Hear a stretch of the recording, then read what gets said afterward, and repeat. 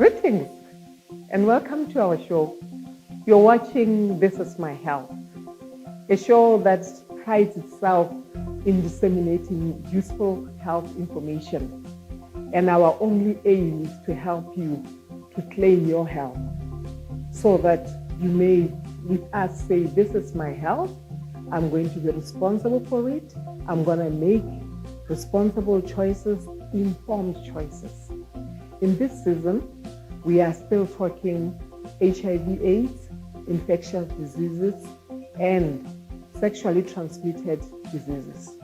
You know, many times we don't spend enough time talking about reproductive health to the extent that our children, our young people, all the information that they have on reproductive health and their sexuality is what they get from anywhere else except from the people who should be responsible enough to tell them something that they can identify with. One of the issues that has become now under threat is the issue of virginity. I have a doctor to come and help me unpack this, and I'm hoping that he will at least help us from the medical side. Doc, welcome. Thank you very much. Thank you. Please have a seat. Thank you for coming to join me at Cafe. This is my health. Thank you very much. What would you like to have? May I please have fruit salad, please? You also would like some fruits. Okay, but fruit salad. Yes, Taiwo, I think they will give you that. I know you, but my audience don't know you. All right. I'm Dr. Batusi Matuba here in Gaborone, Botswana. I work at a private facility called Lobone Clinic. Yes. And before that, I used to work at an adolescent center, pediatric and adolescent center, dealing primarily with HIV. Yes. So, yes. That's now, fine. Thank you very much. Coming to the question, yes. What is virginity? I think the word virginity, we like breaking down things. It's coming from virgin. Virgin basically means someone who's not had sex before. And virginity is the concept that someone has never had sex since they were born. There are other words that can be used around the same topic, words like celibacy. It's different from virginity in the sense that virginity gives the connotation that from birth someone hasn't engaged in sexual activity, whereas celibacy could be from a certain point in time, where someone says, I've been celibate maybe for the past 2 years or whatever the case may be. Okay. No, thank you very much for that elaborate explanation. Now, I'm glad that you said you have worked with the adolescent centers and the like. Where you were working, at what age the people that you were working with, would you say on average people lost their virginity? It's quite a broad range. It's quite a broad range, mainly because of the family dynamics. It used to be certain things that culturally it was expected that you are supposed to wait till you are married. But since the modern age, we see very varying family dynamics, and people tend to engage in sexual activity at different ages. I had someone who was about 15 when she fell pregnant. So we started talking about their sexual encounter from as early as 15 years. There are those who unfortunately were abused. Yeah, because that's kind of different. Yeah. I think I'm looking more at people voluntarily deciding that I want to be sexually active. Yes. So we noticed majority were around their early 20s. We had quite a fair bit around their late teens, from 17, 18, 19. That's where we started seeing a surge that there's people who are starting to engage. But like I said, we've had isolated cases of those who are less than. So what do you think drives this thing? Because you seem to be grouping, and I've looked at some researches from other places, and it seems that that age from 17 to about 20, all around the world, that's about the time when people become sexually active. What is driving that? That is about that age that people start to be sexually active, whether or not they are married nowadays. All right. So when we look at the current trends, there is a lot of pressure from the media. There is a lot of pressure from friends, because the narrative is that uh, sex is fun, sex is something worth being explored. The narrative out there is that once you are old enough to feel autonomous over your body, you can do whatever you want. That's the narrative that is being pushed into our people, both our young boys and our young girls. And this mindset then pushes people to say, when I finish my high school, which is around 17 years. Now I am free to engage. And there's actually where people talk about breaking their virginity at prom. So when they Those are scary stuff, yes. finish their high school, that celebration that I'm moving from high school, there is actually cases where we notice that a lot of young people will then have these prom dates and actually break their virginity. It, it's more like saying we are now free, we are now adults, we can do whatever we want. So it's the culture and the media that we find ourselves dealing with this issue Yes. of more and more people engaging earlier on in sexual activity as compared to maybe a generation or two ago. Yes.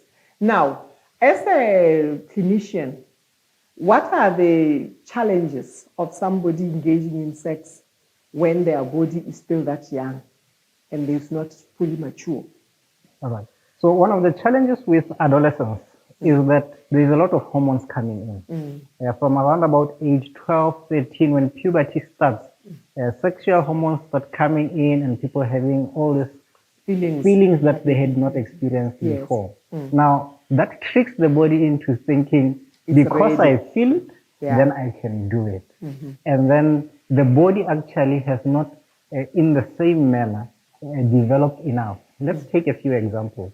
One of the things we notice with early sexual debut or early sexual activity is that people tend to become more prone later on to cervical cancer. Yes. And the reason being, as you engage in sexual activity, there is a part in the cervix where the tissue, there is a part where we call it the transition zone. The tissue on one side is different from the tissue. So that area is still very fragile.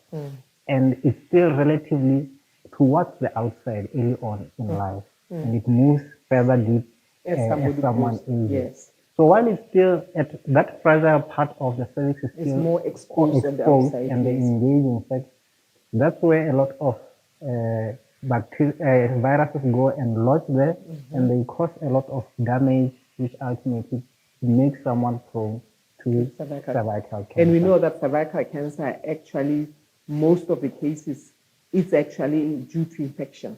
Yes.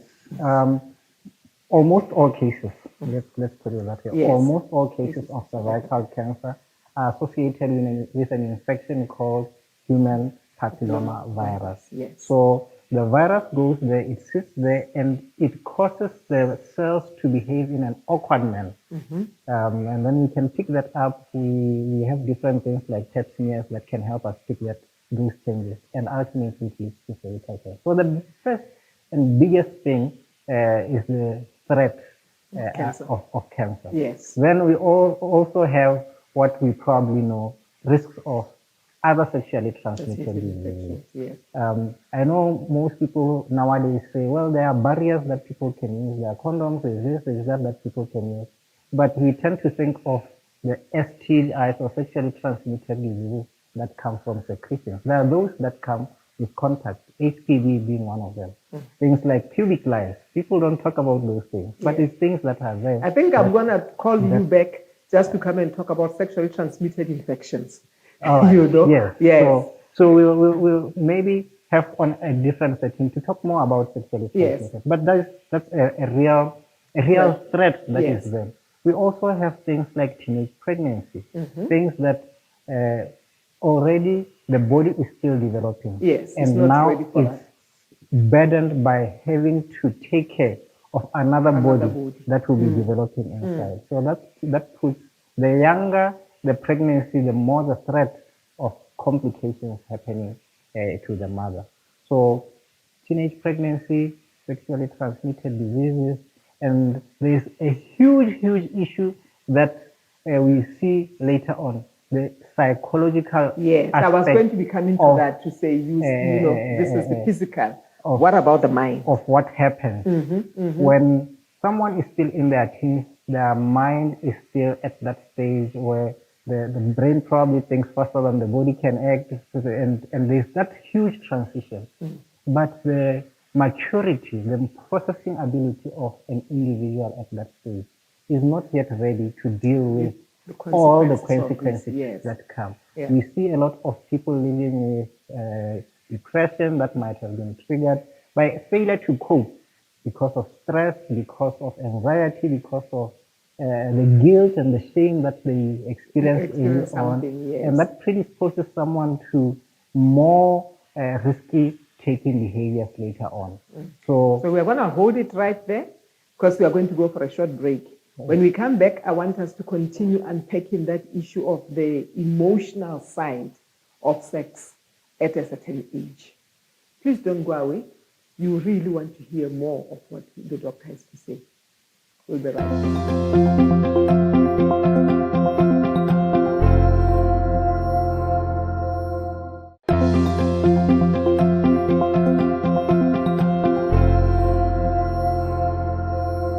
Welcome back. If you're only joining us now, we are watching This Is My Health, and today we are looking at a very interesting question. Is virginity still relevant? Before we went off for the break, we are in the studio with Dr. Matuba, and he has been outlining and unpacking a number of issues that are relating to early involvement or indulgence in sexual activity before the body is ready for that. Welcome, Dr. Matuba. Thank you. Thank you. Yes, when we cut off, you were trying to now help us understand the psychological side. We had gone a little bit into the physical side. I don't know if you are done. If you want to touch anything else on the physical before we get onto the psychological side of sex. Maybe just to point out that when we are talking about the physical, I had gone on to talk about things like pregnancy, things like infection, cervical cancer, STIs. Then there's actually the physical trauma itself. The physical trauma itself. Virginity has always been celebrated by the fact that the hymen is still intact. And there's that element of pain when the hymen is broken. The younger the body is, the less tolerated it is of pain. And also other things like one of the things we've seen particularly with HIV is that most of the people who got HIV were people from 15 to 24 years. Yeah, we are seeing that actually right now. In that age group. And there was one study that showed that most of them actually get the virus from men aged 25 to 45. So one of the challenges that you have is an adult, fully grown adult male having sex with a 15-year-old. The potential of trauma is great.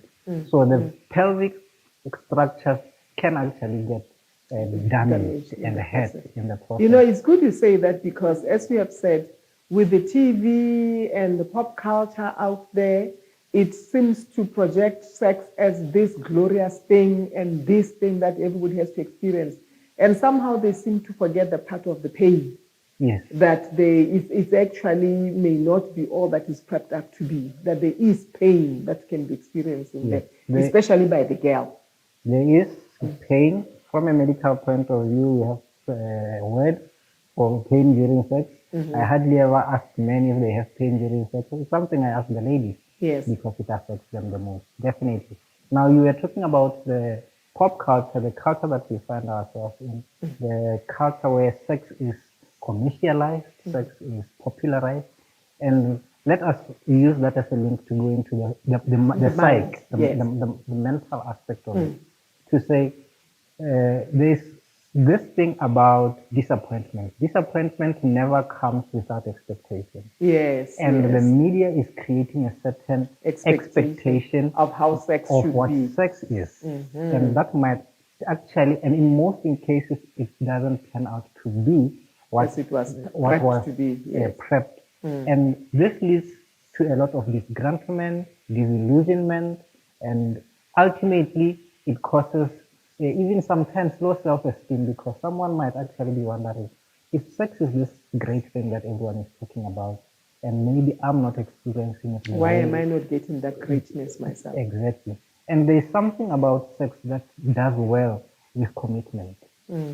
Something that does well with commitment, particularly for the female. And if someone starts having sex at 15, 16, 17, 18, There is no commitment there. the likelihood of commitment in that kind of relationship is usually very Yes. low. So it predisposes someone to actually having a lot of mental, psychological problems as a result of that. And when you are saying that, it makes me wonder if it wouldn't also predispose somebody to multiple relationships, because they may be that, well, it wasn't me, it was that person, and then try with the next one. That might be an explanation why we are seeing so many people with having had so many different relationships. Yes. Uh, the issues around multiple concurrent relationships, or sometimes it's not even multiple concurrent, it's multiple serial relationships, where someone is in a relationship and then they skip to the next one and they skip to the next one. It's multifactorial. One of the issues that is there is delinquency earlier on in life can actually lead to that. Abuse earlier on in life. Yes. But that dissatisfaction that comes, or that curiosity of saying, if X is not giving me the thing desire that was set up I to was say I should expecting, be, maybe yes. I should try it with Y. And then with Z, and then with A, and so on You are and so looking forth. for a phantom in the air. That's Exactly. not coming. But you said So- it comes with commitment. Yes. But this person is not committing to any one person. It's just moving from one to another. Definitely. Yes. So that's something that we see.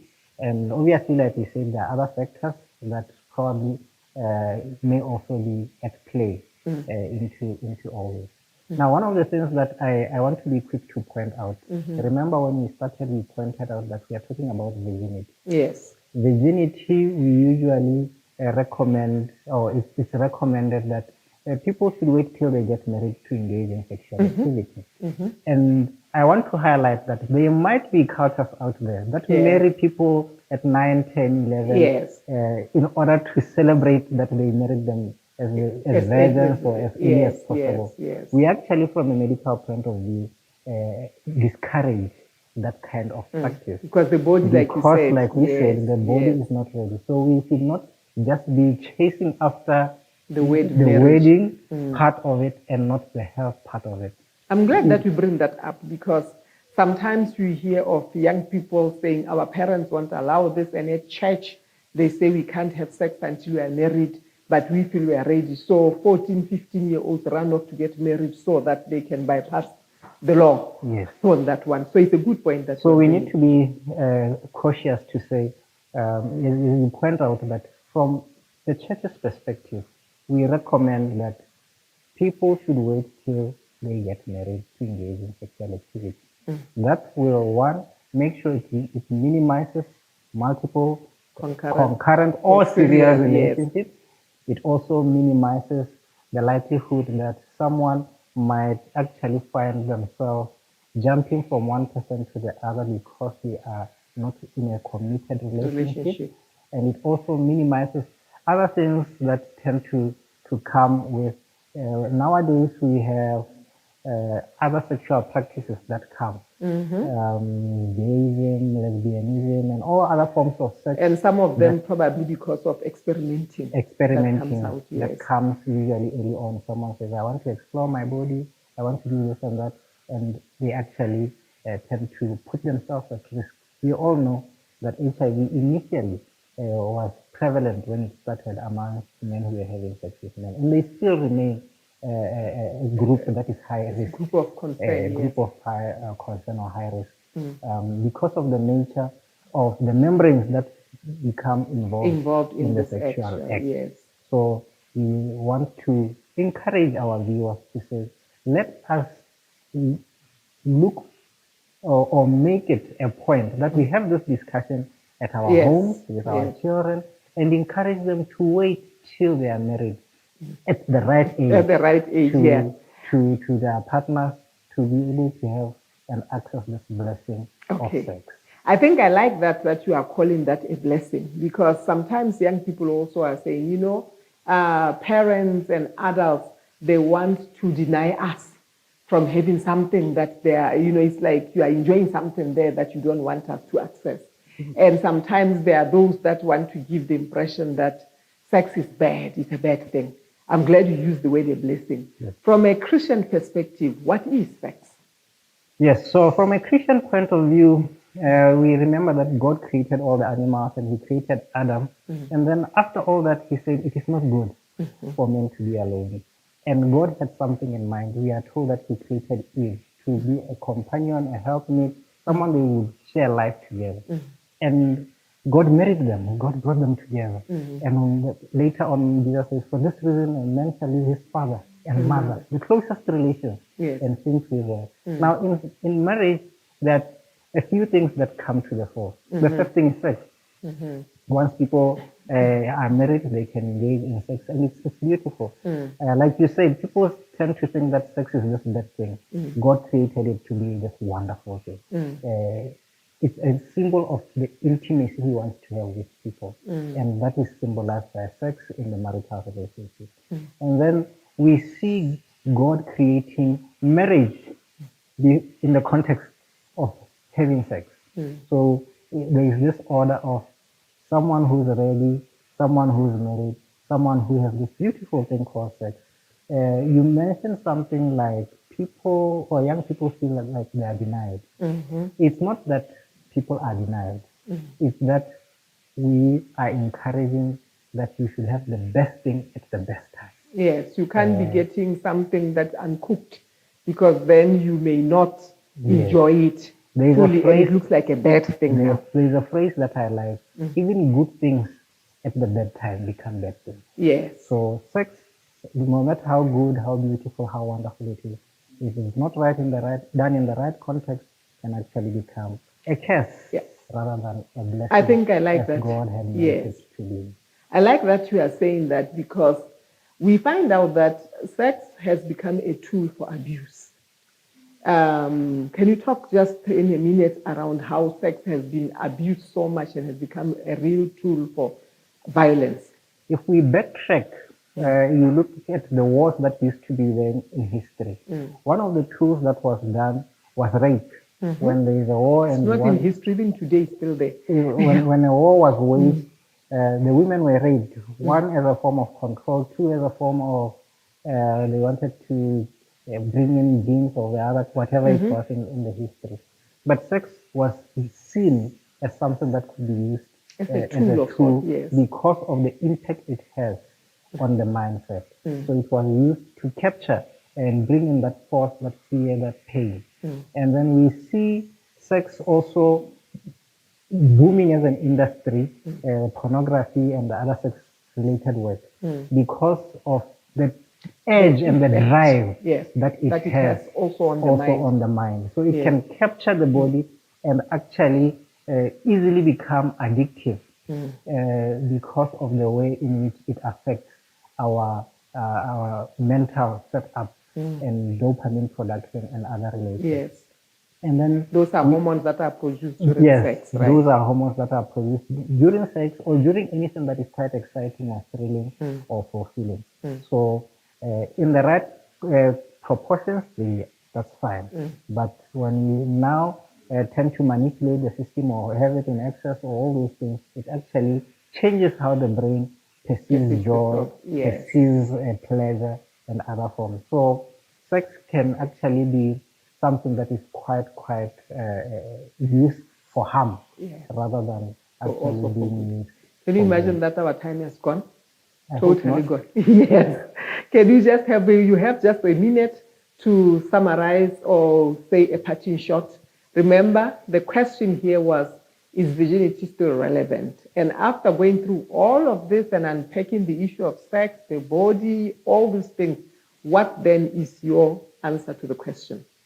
My answer is virginity is still relevant. It's a blessing that both the man child and the woman child need to take it upon themselves to enjoy, that when they do get married, they are both virgins, both the man child and the female child. So it's a blessing that I believe they should take. Two, there are a lot of consequences Your time is actually up. Yes. that come Yes. because of early sexual debut and sex outside of the marriage setup.